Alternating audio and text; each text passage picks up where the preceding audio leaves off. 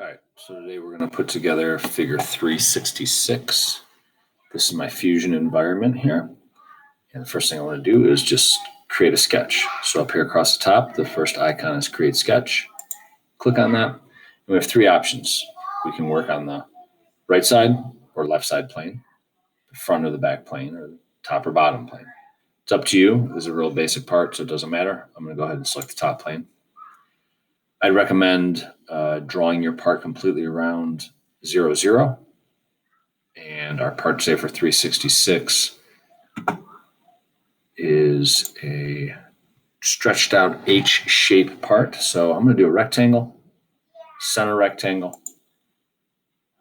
And if I click on this, I can drag that rectangle out. And our rectangle is 5 inches tall and 8 inches across. Okay. Scroll out to see that, and we've got our rectangle the size that we need. Need to put two little notches in here. So up here where sketch is, I can just do sketch line. Click and draw. And now when I go down, just be careful. Don't click on that diagonal line. Go below it or stay above it. Okay. And again, don't click on it. Stay away from it a little bit. Otherwise, it'll snap to it, and then your constraints will be a little messed up. Now we need to go dimension this. So I can do a couple things. I can go to sketch and sketch dimension, or I can right click and do sketch and sketch dimension. Okay. And I can just drag out my line. And from my part, this is 1 inch. Got pretty lucky there. And then the other dimension I have would be from here to here. That is 2 inches. Okay. 1 inch, 2 inch, looking pretty good.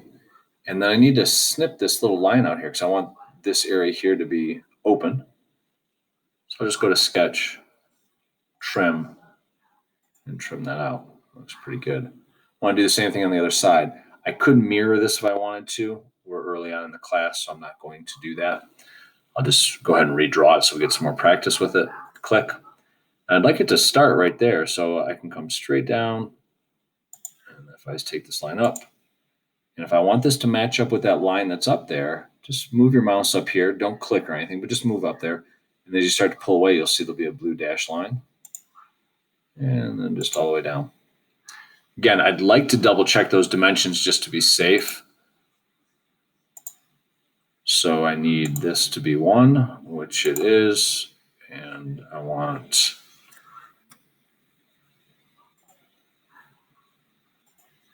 that's 2, which it is. Okay, so that's looking pretty good. Again, you could go double check the other side if you wanted to, but if I have this number 8, oh, maybe I do need some dimensions here. I'd like to know how big this is. So I have to make sure that this is 2. So I can go from here to here. It's only 1.97, and my book tells me it's 2. So again, now I've already drawn this a few minutes ago, but no big deal. Just come back up here and just click and click. And that should also be 2. Okay.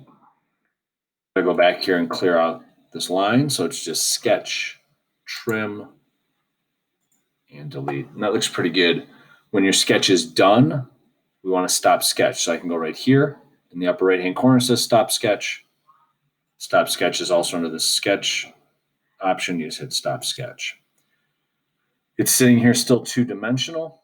If you'd like to flip that into an isometric or a 3D view, just go ahead and hit the house. Zoom out so I can see this. This part's still 2-dimensional. There's no thickness to it. And the book does not give us a dimension. So we'll just make it 1 inch. So in order to make something 3-dimensional, I'll go to the Create tab over here.